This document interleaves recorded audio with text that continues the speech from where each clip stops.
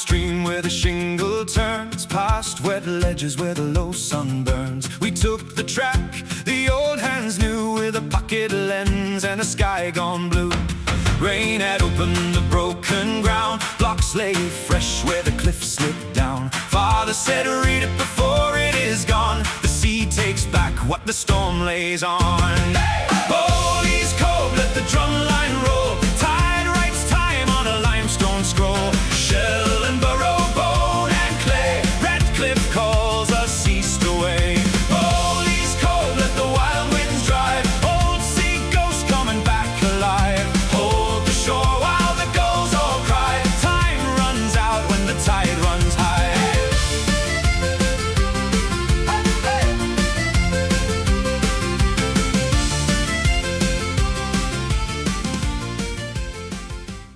UK Fossils follows all laws and regulations regarding fossil hunting. In some of our videos we use hammers to extract fossils from rocks. These rocks are not part of the bedrock, they are ex situ rocks that have naturally broken away from the bedrock and are legal to collect under SSSI regulations. So this is Bowleaze Cove. It can be a bit of a tricky location for some people because it's very rocky. You've also got to watch the cliffs, because the cliffs are quite dangerous here. I mean, this section here isn't too bad. You can see it's fairly low, but it can be misleading. There are some sections that are seriously overhanging, which you really don't want to stand underneath. I noticed one on the way down. Just up there you can see a section of the cliff there. It's overhanging. That is the area that obviously you want to avoid. But these sections here are okay. Let's say the foreshore is quite difficult terrain for some people, so make sure you wear sensible footwear, that kind of thing, really. Don't want any broken ankles or anything like that. So these rocks here are part of the Corallian, and you can find ammonites, belemnites, bivalves, gastropods, those type of fossils really. The belemnites here actually get quite large, if you can find some.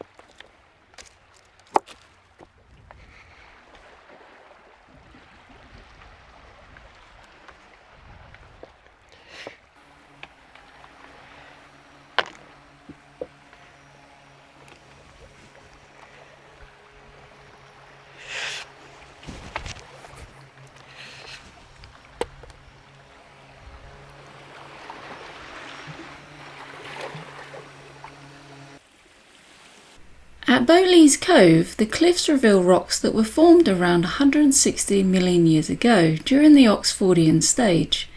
At that time, this area lay beneath warm, shallow tropical seas filled with coral reefs, shellfish and marine life. Over millions of years, changing sea levels caused layers of limestone, sandstone and clay to build up, creating the Corallian group seen in these cliffs today. These rocks provide a remarkable record of ancient environments, from coral-rich reefs to sandy seabeds and deeper marine conditions, making this one of the most important geological sections on the Dorset coast.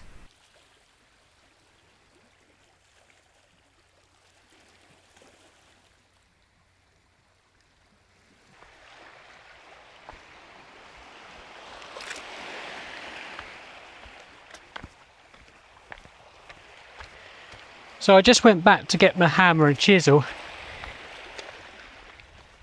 as I did notice an ammonite actually in one of the blocks up here, and I didn't want to There's a few people collecting today.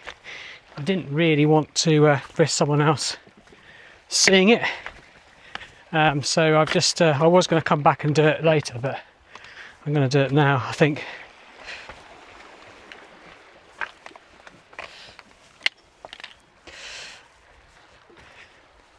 So it's just there.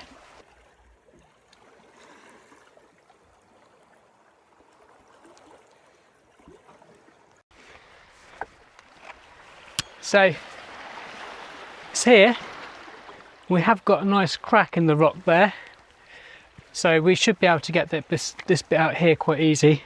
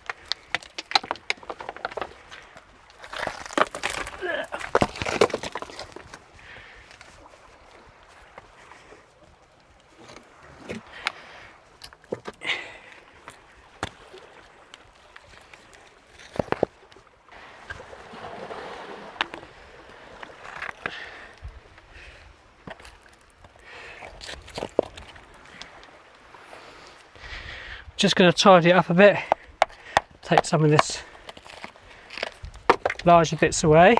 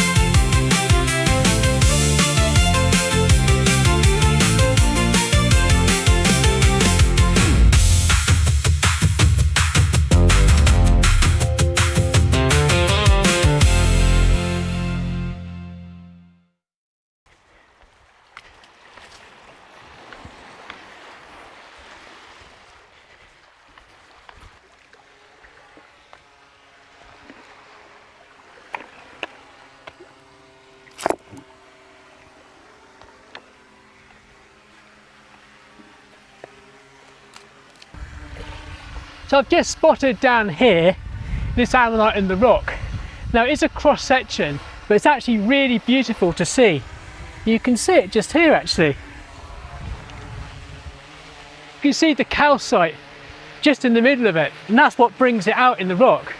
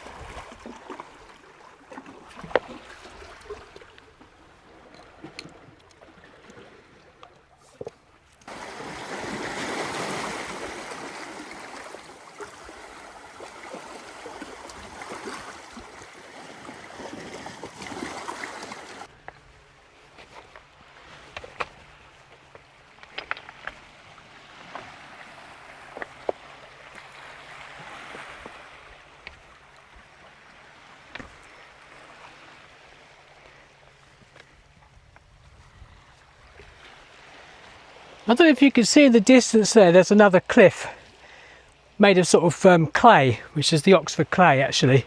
That's Furzy Cliff, and that has unfortunately not been particularly very productive in quite a long time now, mainly because of the sea defence work this side the beach, and it's just also overgrown really. But it can still yield fossils, you know, after rain, heavy rain. You still can pick them up there. It is obviously still moving, but just much more slower than it used to really. So that's why we're focusing on this side really, because this is much more productive than that side of the bay.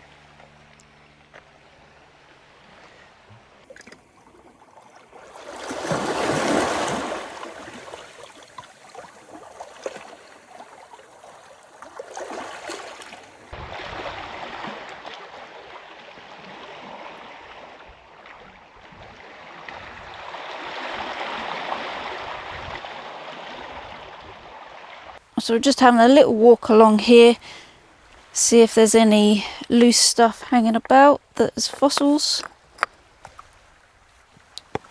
On our first visit here, which was just over 3 years ago now, I managed to find a really nice sized gastropod, and you can get belemnites here as well.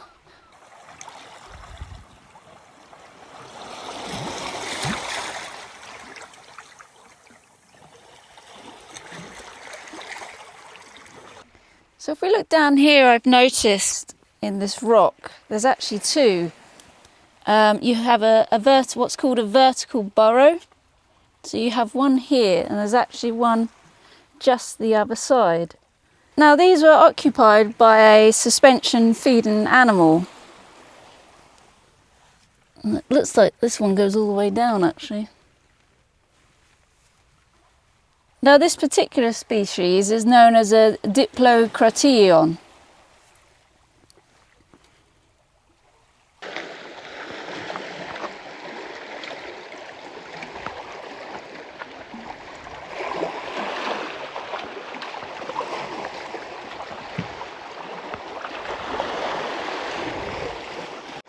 I'm just going to go for another little adventure because I found some really decent stuff actually. There's a ledge on top of the cliff there. Now obviously I wouldn't really recommend this for people to do, but it is quite safe up there at the moment because it's very dry. But there's a ledge that goes along the top here, and often the stuff gets washed down. So I'm just going to climb up here.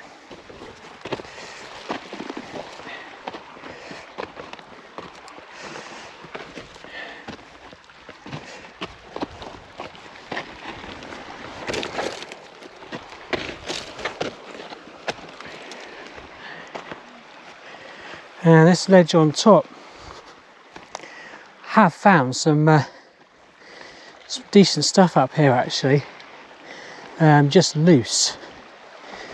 So I'm just having a little look around. I've left my bag back there.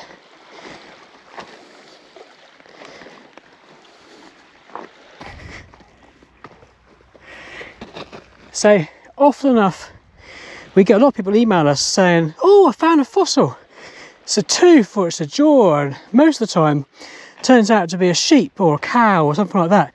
And you can tell recent bones because they're much more light, you know, and not just in colour but in weight as well. Now this is obviously a recent animal, and it's quite amazing actually, you know, in many thousand years, millions of years time, you know, if this was in the right conditions with the right conditions for preservation, you know, this is something that would become a fossil of the future really. I didn't come up here to find recent bones. I'm still looking around at the moment.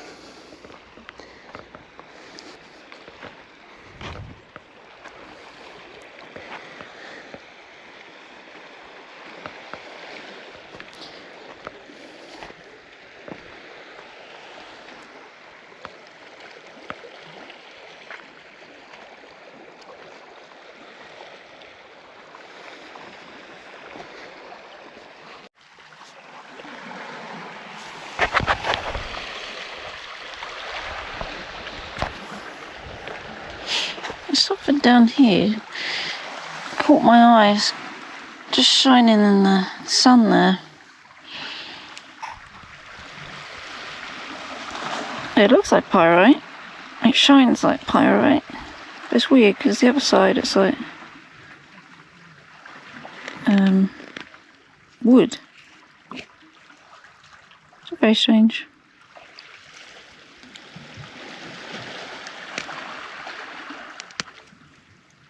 Pretty in the sun.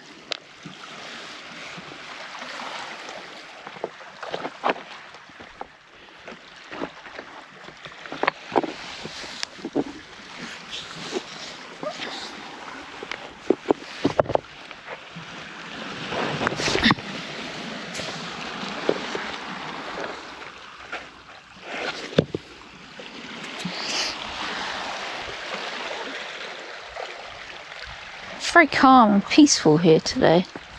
It's nice.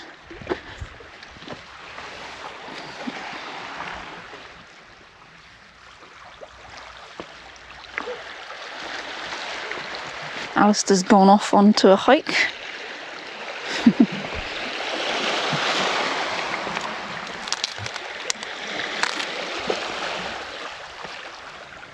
Let's try and find a gastropod, because like I say, they are very nice in size. Only we can find one. I did find a little ammonite protruding out of the rock as we were walking down here. And I was doing some drone footage. Alistair went back to go and get it.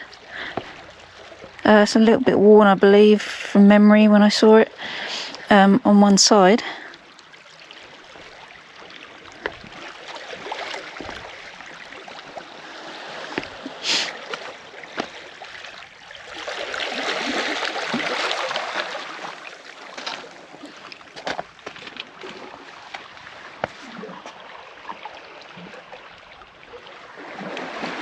It's obviously quite rocky this side, as you can see.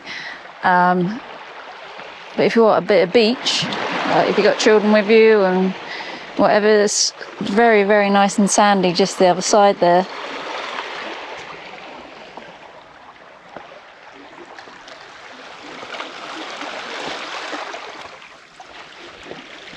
There's an oyster in there. Here.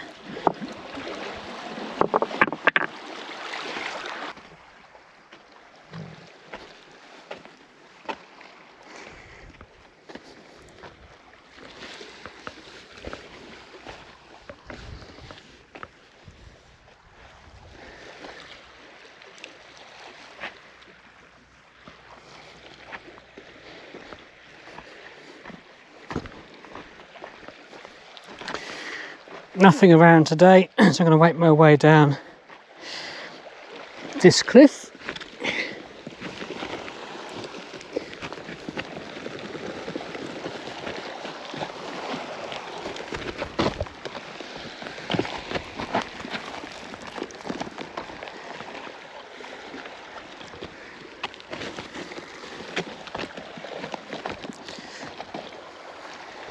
Also worth checking these sort of gullies. You know, this is where the rainwater washes everything down, and that's another really good place to check actually, is these sort of gullies.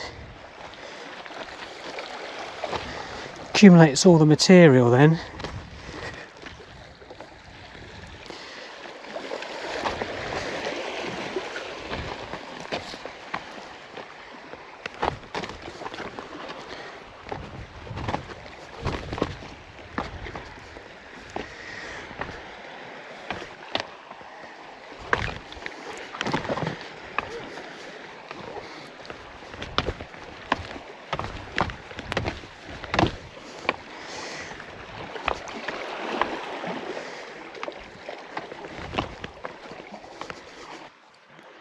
Gotta be something.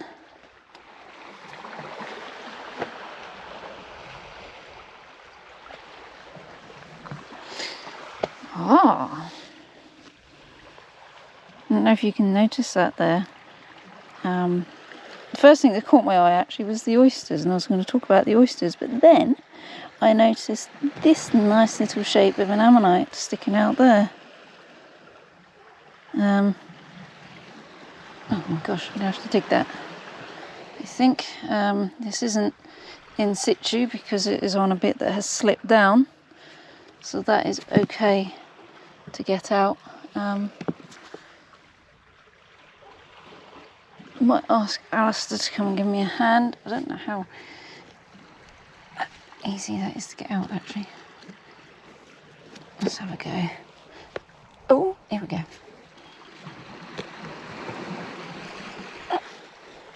Bit of girl power, come on. There we go. Hopefully that is a complete one in there. And not just teasing me with a little bit. Let's bring it in the light. There we go. So, a bit worn there. Doesn't look in too bad a shape. Oh, here he comes.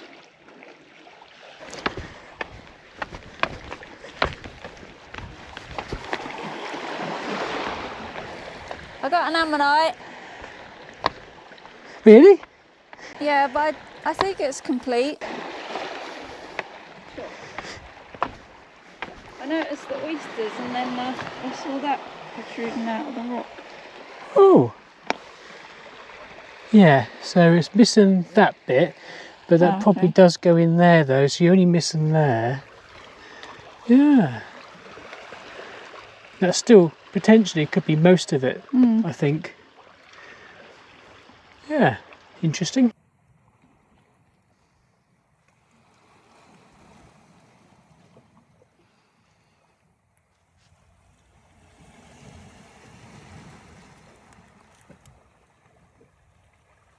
So we were just discussing what modern animal this was, and actually I was torn between fox or badger, but it's actually more likely to be a fox.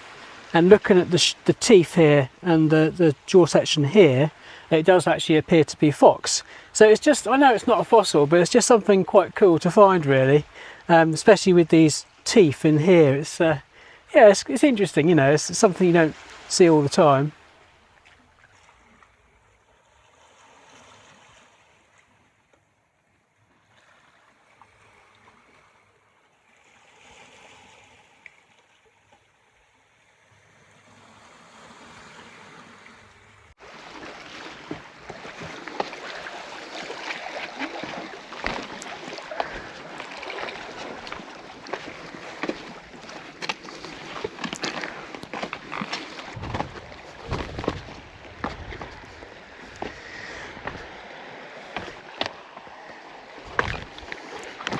I've just seen this really nice oyster block here.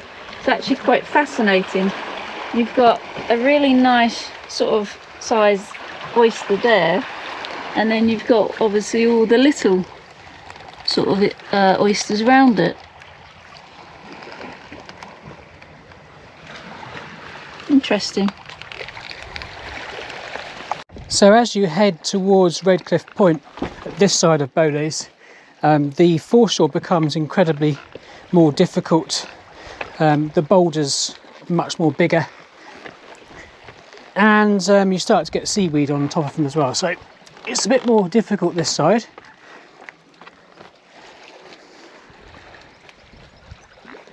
As you can see, some really big boulders.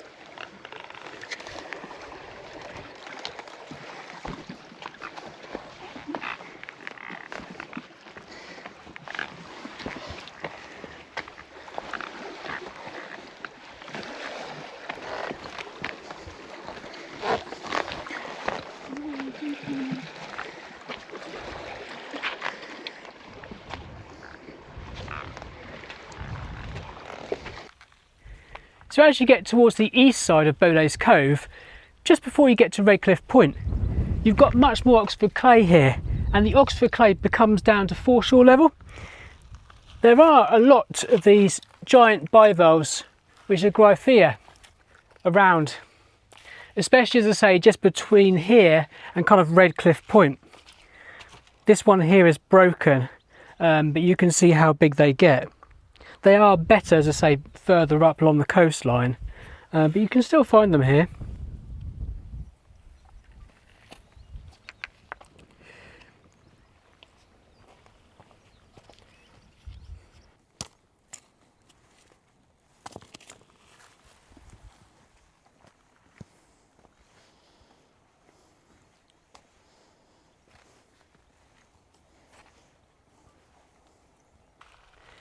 So there's a better one down here actually. Now what you can actually see is the actual Gryphaea here is split into two parts. You've got the underside and the top side. And sometimes you will find them complete like this, but most of the time you'll find them separated. So this will be hollow and this will actually be separate. And if you look along the foreshore, you'll see there's actually a lot of the underside bits which are much more flatter. You see that would have been under that side there, and that one would have been under there as well. But this top here is much more round. So they do separate quite easy actually.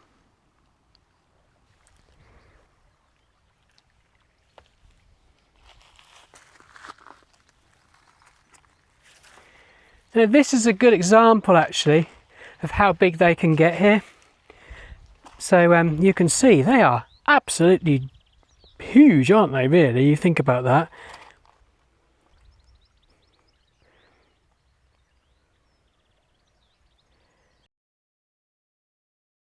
Thank you for watching.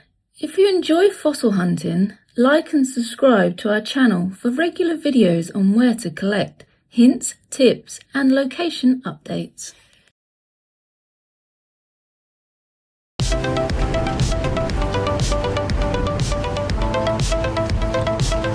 UK Fossils always collects responsibly and is proud to have created the Fossil Code, which helps educate others.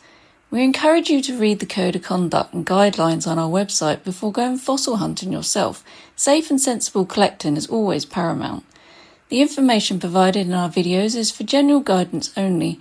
While we aim to ensure accuracy, UK Fossils cannot accept responsibility for any errors, omissions or actions taken based on this content. It is your responsibility to check local regulations and land access permissions before collecting.